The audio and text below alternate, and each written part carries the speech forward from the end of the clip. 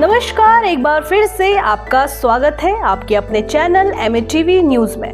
मैं गीतांजलि सेमवाल लेकर आई हूं आपके लिए एक ऐसी रहस्यमय और प्राकृतिक गुफा के बारे में जो स्थित है देहरादून में, जिसके बारे में शायद ही आपने सुना होगा और देखा होगा। तो आइए जानते हैं इस प्राकृतिक रहस्यमय गुफा के बारे में।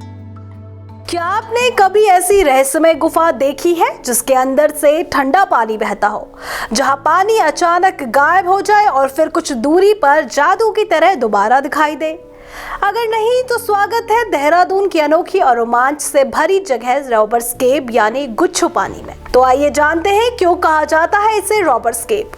दरअसल पुराने जमाने में डाकू इस गुफा में छिपते थे, इसलिए इसका नाम रॉबर्स केव यानी डाकुओं की गुफा पड़ गया। ब्रिटिश समय में भी ये जगह छुपने के लिए जानी जाती थी। देहरादून के इस रहस्यमय गुफा को स्थानीय लोग गुच्छू पानी के नाम से जानते हैं।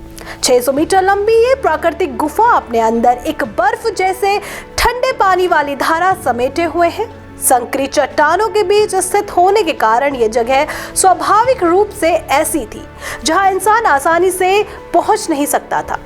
इतिहास में कई बार इसका जिक्र एक सुरक्षित छुपने की जगह के रूप में किया गया है। 18वीं और 19वीं शताब्दी में जब ब्रिटिश शासन भारत में फैल रहा था, आसपास के इलाकों में डाकू और बागी अक्सर सक्रिय रहते थे। उस दौर में देहरादून और मसूरी क्षेत्र घने जंगलों से ढका हुआ था और सैन्य नियंत्रण मजबूत नहीं था।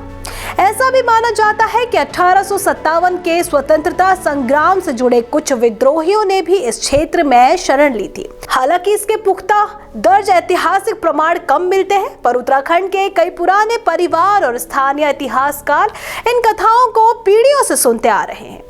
रॉबर्ट्स के परिवार, दोस्तों और कपल्स हर किसी के लिए एक परफेक्ट डेस्टिनेशन है। फोटोज और वीडियोस के लिए ये जगह बिल्कुल शानदार है और गर्मियों में तो यहाँ नेचर के बीच मिलने वाली ठंडी किसी स्वर्ग से कम नहीं लगती।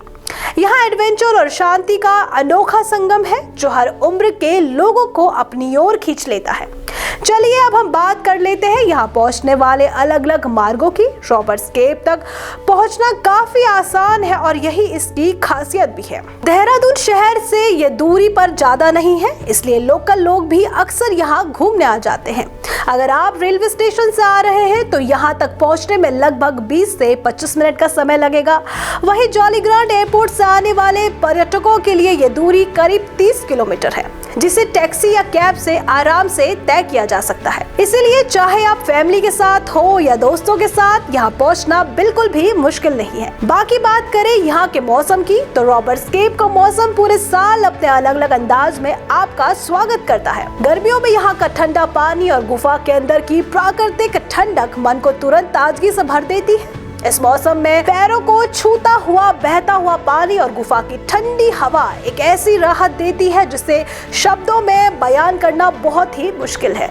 यही वजह है कि मई जून के महीनों में यहाँ पर्यटकों की भीड़ देखने को मिलती है और मानसून का मौसम इस जगह की खूबसूरती को चार चांद लगा देता है। आसपास के पहाड़ हरे भरे हो जाते हैं, पानी का बहाव तेज हो जाता है और पूरी घाटी एक रहस्यमय रोमांटिक माहौल में बदल जाती है। हालांकि इस दौरान पानी का लेवल बढ़ सकता है, इसीलिए सुरक्षा का ध्यान रखना भी बहुत जरूरी है। सर्दियों में भी यहाँ आने का अपना एक अलग ही चार्म है। हल्की धूप में गुफा के पास बैठकर बहते पानी की आवाज सुनना, आसपास के शांत जंगलों को महसूस करना और गर्म चाय के साथ प्रकृति का मजा लेना एक अनोखा अनुभव है। यानी मौसम कोई भी हो, रॉबर्ट्स केव हर सीजन में अपनी खास खूबसूरती और जादू बिखेरती है। बस फर्क इतना है कि हर बार यहाँ का अनुभव नया होता है और यही इस जगह की सबसे बड़ी खास बात है। गुच्छू पानी रोड के घुमावदार रास्ते और आसपास की फैली हरियाली सफर को और भी खूबसूरत बना देती है। रास्ते में कई छोटे कैफे और स्ट्रीट फूड स्टॉल भी मिल जाते हैं जहां आप रुककर चाय नाश्ते का मजा ले सकते हैं। तो बस अपना बैग पैक कीजिए और कैमरा साथ लीजिए और निकल पड़िए रॉबर्ट्स केव की रहस्यमय और रोमांचक दुनिया की ओर। तो बताइए, क्या आपने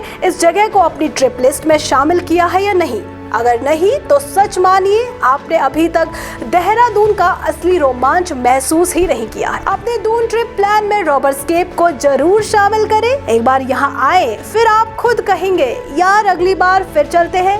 और अब दीजिए मुझे इजाजत, जल्द ही लौटेंगे किसी नई डेस्टिनेशन के साथ। धन्यवाद।